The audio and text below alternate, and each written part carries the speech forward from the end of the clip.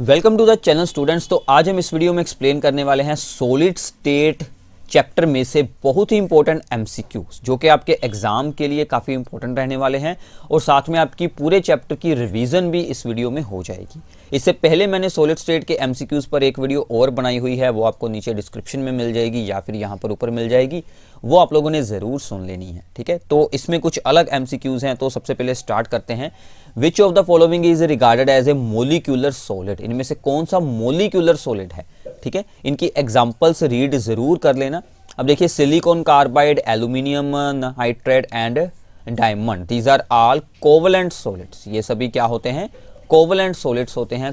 Covalent को हम एक नाम और देते हैं, that is the network solids. ठीक है, तो only iodine, iodine is the molecular solid, ये बात आप लोगों ने याद रखनी है। क्लियर है? तो आगे चलते हैं। सेकंड है कि which of the following exist as a covalent crystal in the solid state, इनमें से कौन सा कोवलेंट क्रिस्टल होता है? That is the silicon. ठीक है, silicon is the covalent crystal. जैसे कि आप लोग याद रख सकते हैं कि डायमंड में होता है कार्बन होती है, वो भी एक कोवलेंट ही बनाती है सॉलिड। तो ऐसे ही सिलिकॉन भी कोवलेंट बनाता है, क्योंकि ये दोनों सेम ग्रुप के एलिमेंट हैं, दोनों की वैलेंसी 4 होती है। तो ये 4 कोवलेंट बॉन्ड्स बनाते हैं और अपना एक सॉलिड बना लेते हैं। क्लियर है? ठीक है, तो आगे चलते हैं। ये ऐसे मतलब इजी है, बट अगर एग्जांपल्स आपने ना रीड की हुई तो आपके लिए ये ही चीज जो है वो यहाँ पर डिफिकल्ट बन जाएगी। तो थर्ड एमसीक्यू करते हैं। In which of the following arrangement octahedral voids are formed, इनमें से कौन से अरेंजमेंट में ऑक्टाहेड्रल वॉइड्स बनते हैं? अगर आप लोगों ने क्लोज पैकिंग को अच्छे से रीड किया है तो हम क्या रीड करते हैं कि हमने सबसे पहले रखते हैं 1 लेयर, उसके ऊपर हम रखते हैं 2nd लेयर। जब ये दोनों रखी जाती हैं लेयर्स, तो इनमें वॉइड्स बन जाते हैं 2 टाइप के, एक होते हैं ऑक्टाहेड्रल वॉइड और एक होते हैं टेट्राहेड्रल वॉइड। जब हम इसके ऊपर रखते हैं 3rd लेयर, तो हमारे पास 2 ऑप्शन होते हैं। अगर हम सेम रख लें यही वाली, तो हमारे पास बन जाता है HCP अरेंजमेंट। अगर हम 3rd वाली कुछ अलग रखेंगे तो हमारे पास बन जाएगा CCP यानी कि FCC अरेंजमेंट। तो HCP और CCP में ऑक्टाहेड्रल वॉइड्स बनते हैं। So therefore answer is HCP and FCC, यानी कि CCP और FCC सेम होते हैं। ठीक है, तो A एंड D बोथ आ जाएगा हमारा, कि बोथ A एंड D में हमें ऑक्टाहेड्रल वॉइड्स देखने को मिलते हैं। BCC में ऑक्टाहेड्रल वॉइड्स नहीं बनते। क्लियर है? ये बात आप लोगों ने याद रखनी है। This is very very important one. तो आगे चलते हैं। Frenkel defect also known as, this is very very easy one. Frenkel defect क्या होता है? ये एक स्टोक्योमेट्रिक डिफेक्ट होता है। सो नॉन स्टोक्योमेट्रिक तो हो नहीं सकता। This is called dislocation defect. Dislocation क्यों?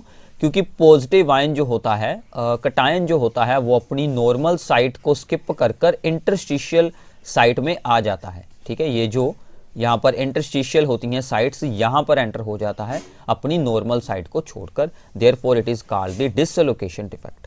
क्लियर है? ठीक है, तो आगे चलते हैं। इसके बाद है which of the following features are not shown by the quartz glass. अब देखिए, सिर्फ इतना काम है कि आपको याद होना चाहिए क्वार्ट्ज ग्लास क्या है, अमोर्फस है या फिर क्रिस्टलाइन है। क्वार्ट्ज ग्लास है तो ग्लास इज अमोर्फस सॉलिड। ठीक है, तो ये अमोर्फस है, तो अमोर्फस वाली प्रॉपर्टीज हम देखते हैं जो इसमें, जो अब यहाँ से अमोर्फस वाली शो होंगी और जो होंगी क्रिस्टलाइन वाली, वो इसमें बिल्कुल नहीं शो होंगी। This is a crystalline solid, not. ठीक है, refractive index is same in all direction, ये सही है क्योंकि अमोर्फस में होता है। तो अमोर्फस में क्या शो होती है? आइसोट्रोपिक बिहेवियर होता है। तो रिफ्रैक्टिव इंडेक्स सभी डायरेक्शन में सेम होता है। This as a definite heat of fusion, not. Crystalline solids की होती है, अमोर्फस की बिल्कुल नहीं होती। This is also called supercooled liquid, सही। तो हमने रोंग वाली चूज करनी है, तो हमारी रोंग वाली कौन सी है? 1st एंड 3rd, जो कि इसमें बिल्कुल नहीं शो होंगी, वो 2 प्रॉपर्टीज हैं ऑफ द क्रिस्टलाइन कंपाउंड। ठीक है, तो हमारा बी आंसर आ जाएगा। क्लियर है? तो अगर आपको इतना याद है कि अमोर्फस है तो आपका सारा काम हो जाएगा। ठीक है, तो आगे चलते हैं। Amorphous solids are also called, मैंने आपको अभी बताया है अमोर्फस सॉलिड्स को हम क्या बोलते हैं? Pseudo solids. ठीक है, सीडो सॉलिड्स या फिर सुपर कूल्ड लिक्विड्स आएगा। ठीक है, या फिर हम इसे क्या बोलते हैं? सुपर कूल्ड लिक्विड्स, जो कि फ्लो कर सकते हैं। तो इसलिए हमारा ऑप्शन ए आ जाएगा, बाकी के सभी रोंग हैं। तो अमोर्फस सॉलिड्स फ्लो कर सकते हैं, जैसे कि ग्लास फ्लो कर सकता है, therefore these are called pseudo solids, या फिर हम इसे बोलते हैं सुपर कूल्ड लिक्विड्स। क्लियर है? ठीक है, तो आगे चलते हैं। The number of the tetrahedral voids per unit cell in NaCl crystal. ठीक है, अब देखिए NaCl के अंदर FCC अरेंजमेंट होता है। FCC है तो Z की वैल्यू 4 NaCl यूनिट्स होंगे उसमें। अब जितने एटम्स होते हैं या फिर जितने फॉर्मूला यूनिट्स होते हैं उतने ही ऑक्टाहेड्रल वॉइड्स होते हैं। ठीक है, और जो होते हैं tetrahedral voids, these are 2 times the number of elements या फिर 2 times the octahedral voids, so 8 बन जाएंगे। So therefore there are 8 tetrahedral voids. बाकी सभी ऑप्शन रॉन्ग हैं, तो 8 हमारा सही हो जाएगा। क्लियर है? ठीक है, इसके बाद है an excess of the potassium ions makes the potassium chloride crystal appears violet in colour since. क्यों होता है ऐसा? अब देखिए, जब एक्सेस ऑफ पोटाशियम आ जाए, एक्सेस ऑफ पोटाशियम यानी कि ये कौन सा इफेक्ट होगा? Metal access defect. ठीक है, मेटल एक्सेस डिफेक्ट है। इसमें क्या होगा कि देयर आर अनायन वैकेंसीज, तो अनायन अपनी जगह से जाएंगे बट अपनी जगह पर अपना इलेक्ट्रॉन छोड़ जाएंगे। ठीक है, ये Cl बाहर जाएगा बट अपना इलेक्ट्रॉन वहीं पर छोड़ जाएगा। सो जो अनायन वैकेंसी में इलेक्ट्रॉन रह जाते हैं, these are called the F centres. ठीक है, मैंने आपको रिवीजन वीडियो में भी सब कुछ बताया हुआ है। So there are F centres वहाँ पर होते हैं जो कि इस क्रिस्टल को बना देते हैं, इस क्रिस्टल को कलर बना देते हैं। ठीक है, सो 4th is our right option. Clear है? ठीक है, तो ये आपका मेटल एक्सेस डिफेक्ट में से आ गया। तो आगे चलते हैं। Which of the following statement are not true? कौन सी स्टेटमेंट इनमें से रॉन्ग है? Vacancy defect results in a decrease in the density of the substance. सही है। ठीक है, वैकेंसी डिफेक्ट के साथ डेंसिटी जो है वो यहाँ पर डिक्रीज हो जाती है। क्लियर है? तो interstitial defects results in an increase in the density of the substance, ये भी सही है। इंटरस्टिशियल डिफेक्ट मतलब जब इंटरस्टिशियल साइट्स में कुछ एक्स्ट्रा आ जाए, तो कुछ एक्स्ट्रा आया है तो डेंसिटी इंक्रीज हो जाएगी। Impurity defect has no effect on the density of substance, this is wrong, क्योंकि इम्प्योरिटी ऐड करने पर वहाँ पर जो है वो होल्स बन जाते हैं, वेकेंट साइट्स बन जाती हैं, तो देयरफॉर डेंसिटी डिक्रीज होगी। तो ये हमारा आंसर बन जाएगा, because this statement is wrong.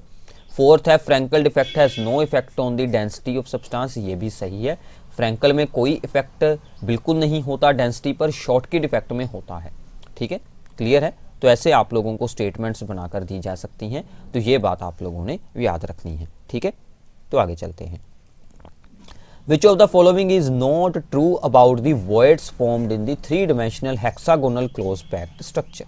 Hexagonal में के लिए इनमें से कौन सी स्टेटमेंट रॉन्ग है वो हमने देखना है। ठीक है, ए tetrahedral void is formed when sphere of the second layer is present above the triangular void in the first layer, ये सही है।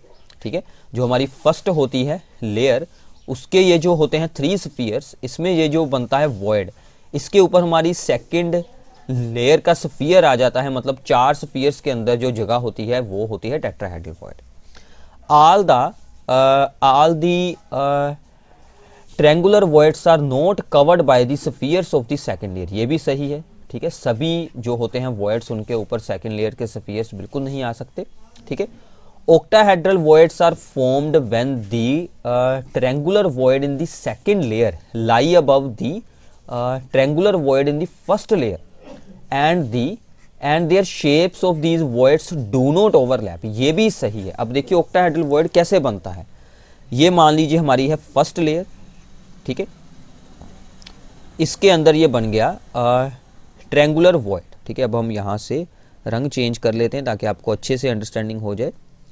अब इसके ऊपर क्या आएगा, सेकंड लेयर का भी सेम ऐसा ही वॉइड आ जाएगा, वॉइड के ऊपर वॉइड, बट जो है इनकी डायरेक्शन अलग अलग होगी। ठीक है, तो इसमें स्फीयर इस तरफ हैं और सभी स्फीयर एक दूसरे के ऑपोजिट होंगे। ठीक है, तो ये बात आप लोगों ने ऐसे याद रखनी है।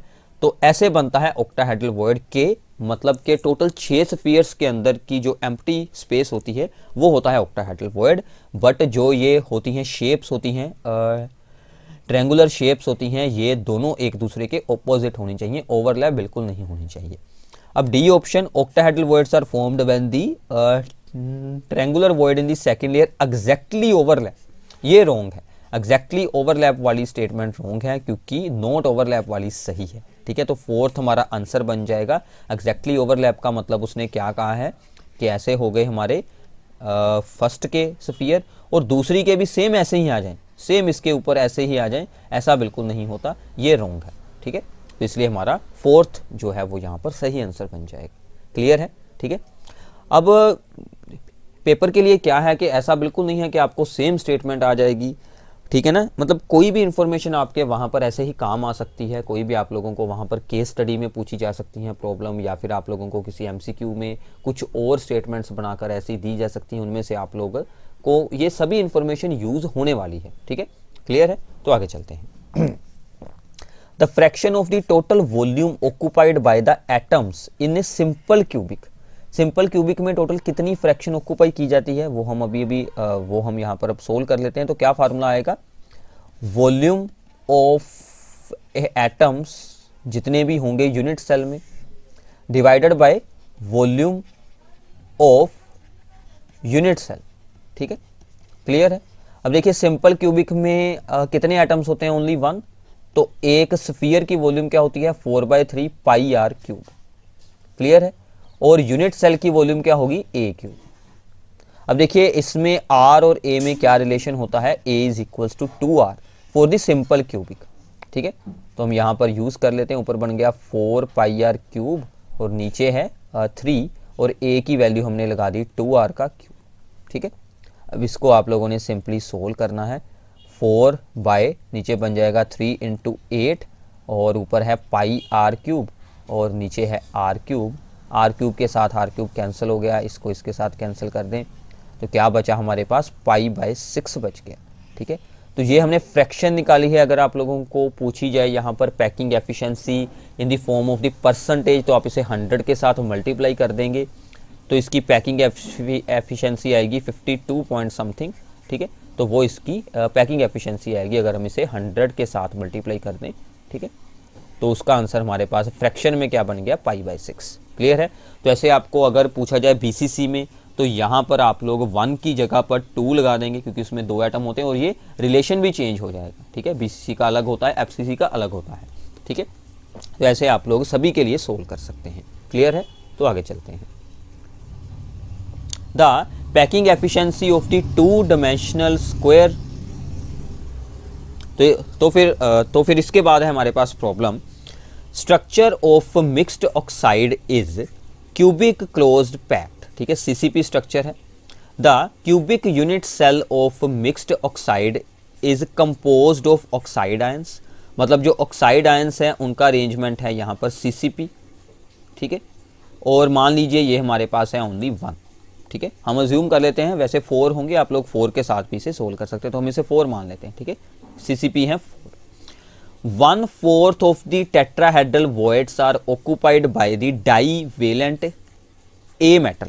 ठीक है, 1/4 of the tetrahedral voids। अब देखिए A है डाईवेलेंट, 2 पॉजिटिव है, इसने क्या ऑक्यूपाई किए हैं? 1/4 of the tetrahedral void। अब देखिए tetrahedral voids कितने होते हैं? सीसीपी में जितने एटम हैं उससे 2 टाइम्स होंगे tetrahedral void, मतलब 8 होंगे। क्लियर है?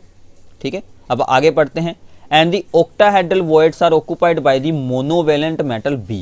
ठीक है, B ने क्या किया है? ऑक्यूपाई सभी के सभी octahedral void। octahedral तो जितने एटम्स हैं उतने ही octahedral होंगे। ये आ गया 4, ये भी सोल्व कर लें, ये आ गया 2। तो अब हमारे पास यहाँ पर क्या आ रहा है? अगर हम A B O को ऐसे उतार लें, A हमारे पास आ रहा है 2, B आ रहा है 4 और O भी आ रहा है हमारे पास 4।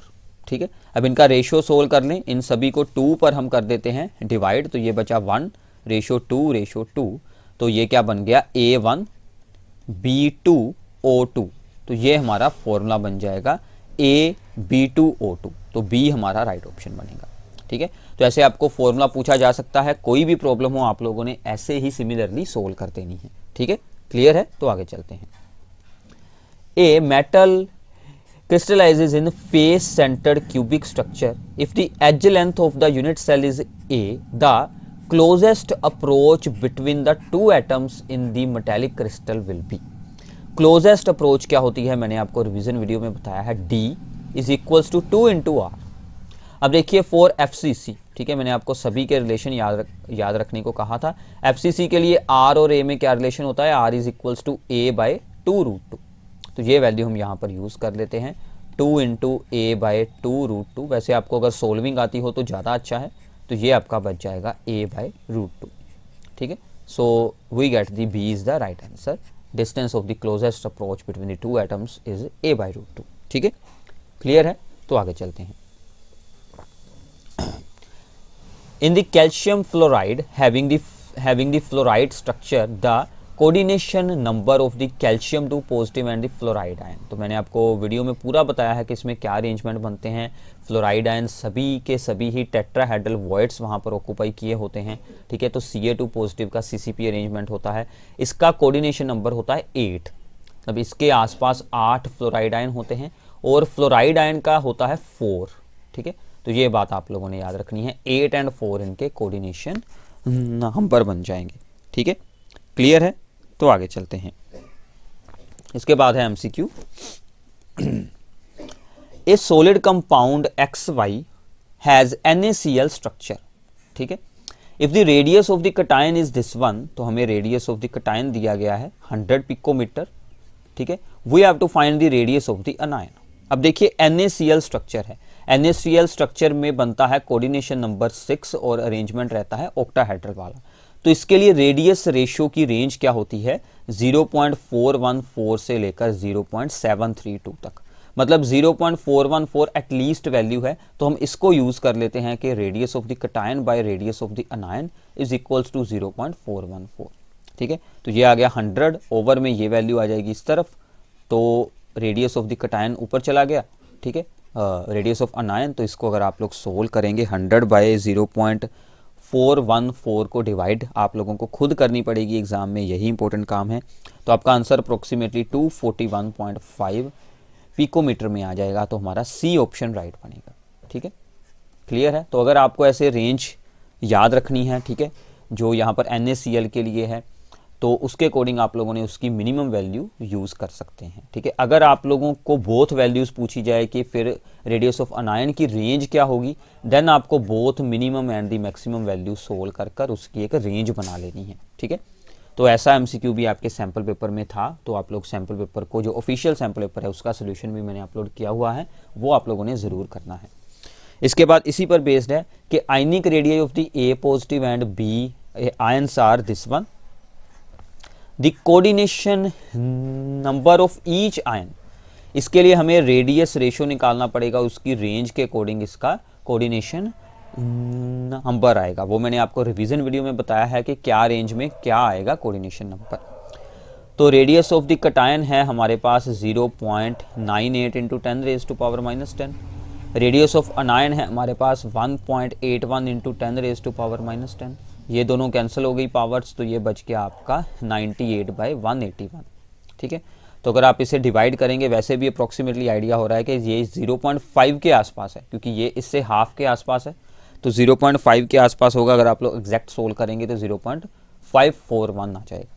अब देखिए रेंज क्या होती है, जो मैंने अभी यूज़ की थी 0.414 से लेकर 0.732 तक हो, ठीक है। तो हमारे पास क्या आ जाएगा, कोऑर्डिनेशन नंबर बनेगा 6। अगर 0.732 से ऊपर बन जाता तो बनता कोऑर्डिनेशन नंबर 8। तो अगर 0.414 से भी छोटा होता, यानी कि 0.225 से लेकर 0.414 तक होता, तो बनता कोऑर्डिनेशन नंबर 4, ठीक है। तो ये रेडियस रेशियो के साथ हम सोल्व कर सकते हैं कोऑर्डिनेशन नंबर। ये बनेगी NaCl स्ट्रक्चर, ऊपर वाली बनेगी जिंक सल्फाइड स्ट्रक्चर, और ये बनेगी आपकी सीजियम क्लोराइड स्ट्रक्चर, ठीक है। तो हमारा क्या आया है, हमारी वैल्यू आई है 0.541, जो कि इस रेंज में है, ठीक है। तो हमारा बन जाएगा कोऑर्डिनेशन नंबर बन जाएगा 6। So B is our right answer, clear है, ठीक है। तो आगे चलते हैं। A given metal crystallizes out with cubic structure having edge length of this one, ठीक है। तो हमें एज लेंथ यहाँ पर बताई गई है। If there are 4 metal atoms in 1 unit cell, मतलब कि Z की वैल्यू 4 है और एज लेंथ की वैल्यू है हमारे पास 361 पिकोमीटर। हमें रेडियस सोल्व करना है, एटम का रेडियस। अब देखिए रेडियस एंड ए में रिलेशन चाहिए। रिलेशन के लिए हमें ये बात यहाँ पर पहले होनी चाहिए कि FCC है या BCC है। तो 4 एटम्स हैं तो FCC होगा। तो FCC में क्या था रिलेशन, a/2√2, ठीक है। तो रिलेशन याद है तो आपका उसी वक्त सोल्व हो जाएगा। 361/2 की वैल्यू पुट कर लें 1.414।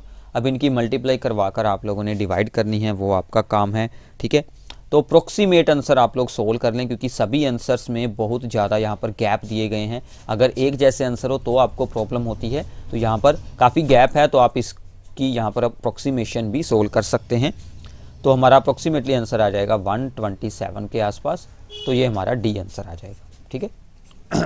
अप्रोक्सीमेशन के लिए आप लोग यहाँ पर क्या सोल्व कर सकते हैं, इसको आप लोग ईजी बना सकते हैं कि 361 को यहाँ पर हम ओनली क्या वैल्यू रख लें, 1.4 रख लें। तो आप लोग सिर्फ 2.8 के साथ, यानी कि 361 इसकी 0 ऊपर चली जाएगी, इसको आप लोग 28 के साथ कर लें डिवाइड, तो ये आपका ईजी बन जाएगा। तो इसके आसपास ही इसका आंसर आ जाएगा, ठीक है। अगर आंसर एक जैसे दिए हों तो आपको एग्जैक्ट सोल्विंग वहाँ पर ज़रूर करनी पड़ेगी। तो आगे चलते हैं। The edge length of the face centred cubic unit cell is 508 picometre, ठीक है। The radius of the cation हमें दिया गया है और रेडियस ऑफ अनायन हमसे पूछा गया है।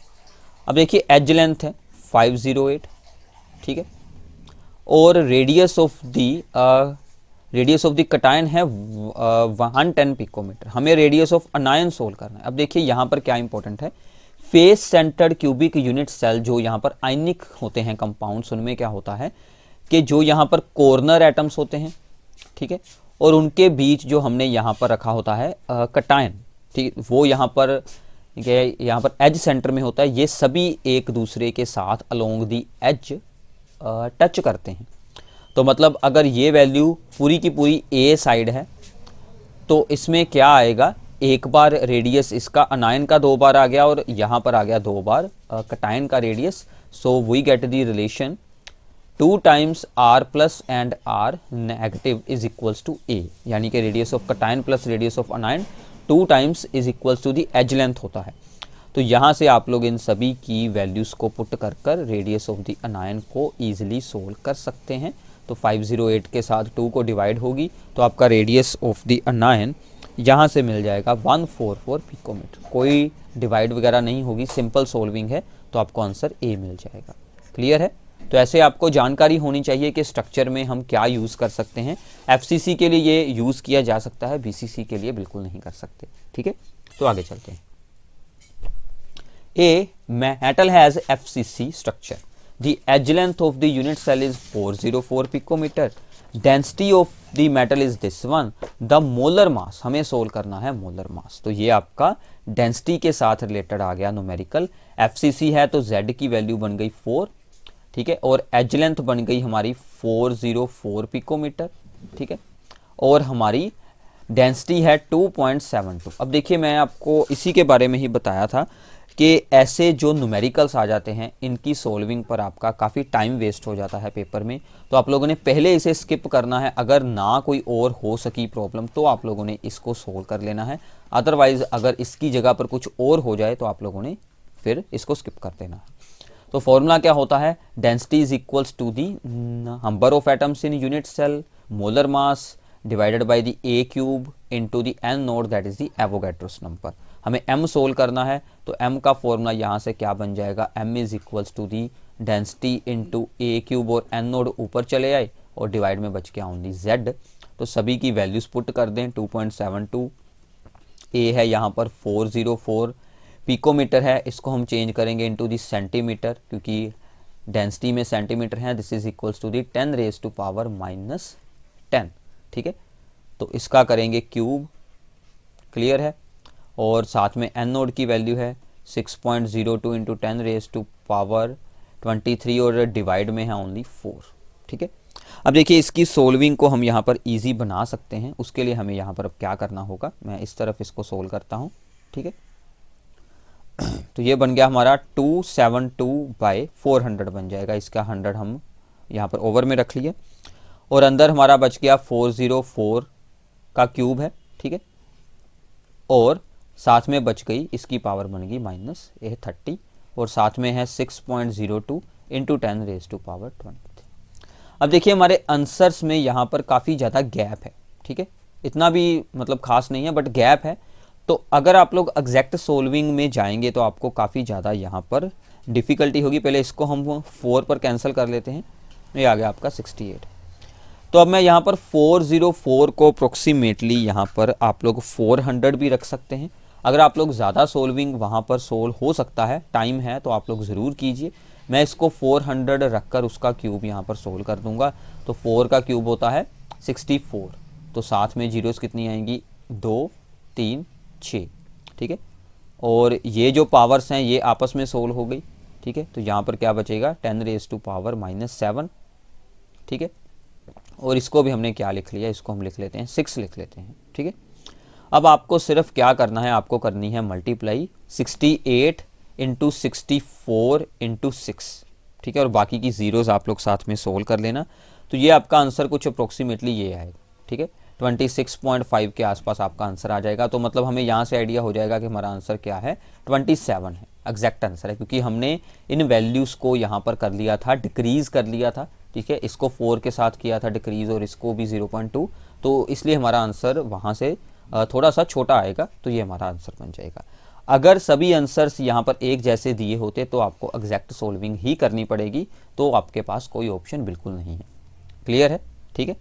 तो ये बात आप लोगों ने याद रखनी है।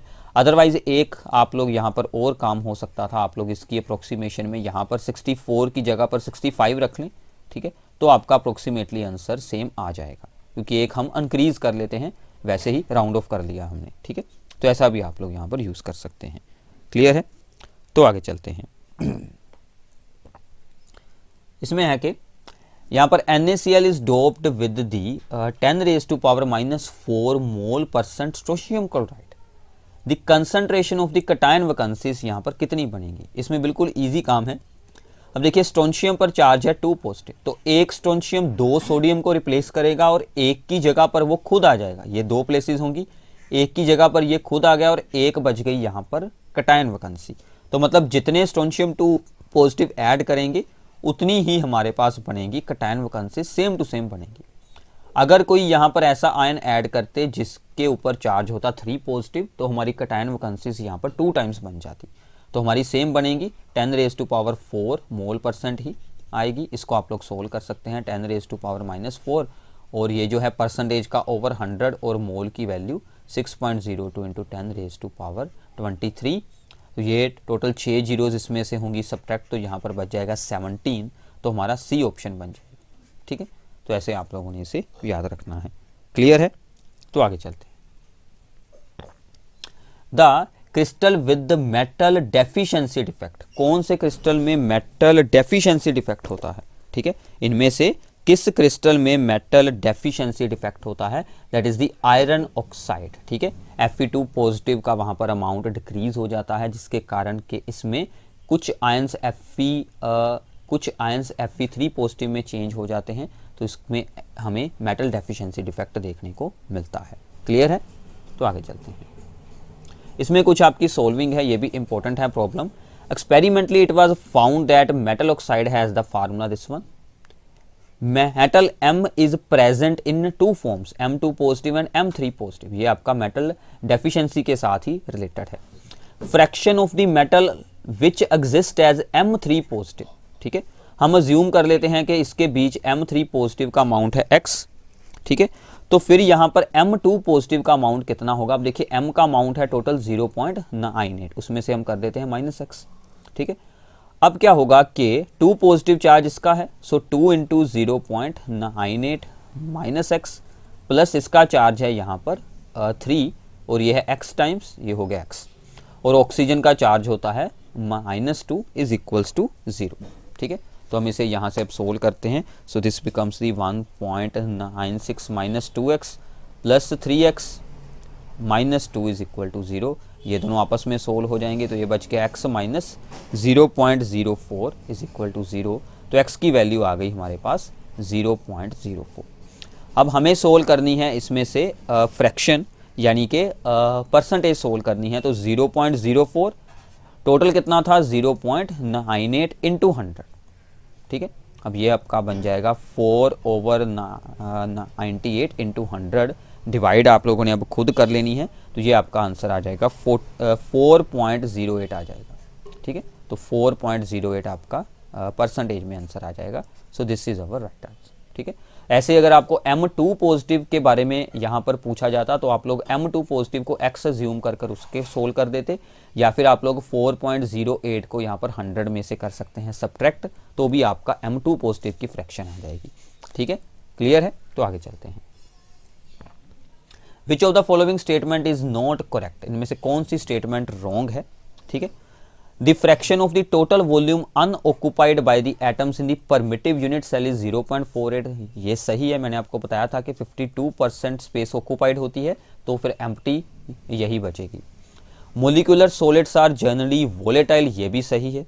ठीक है, number of the carbon atoms in a unit cell of the diamond is 4, this is wrong. ये क्यों रॉन्ग है? क्योंकि डायमंड की जो स्ट्रक्चर होती है वो मैच करती है विद जिंक सल्फाइड।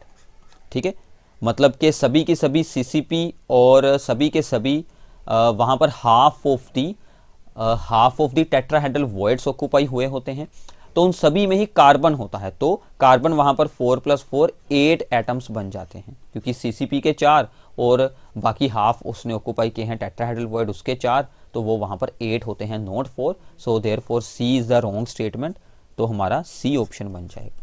ठीक है, और D ऑप्शन सही है, क्योंकि ब्रेवियस एक्सिस हमारे पास 14 होती हैं, ये मैंने आपको रिवीजन वीडियो में बताया था।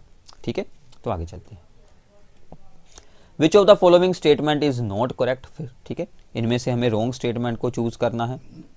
सो Fe 0.98 and oxygen has the non stoichiometric defect, ये मैंने आपको अभी बताया है कि इसमें मेटल डेफिशिएंसी डिफेक्ट होता है, ये सही है।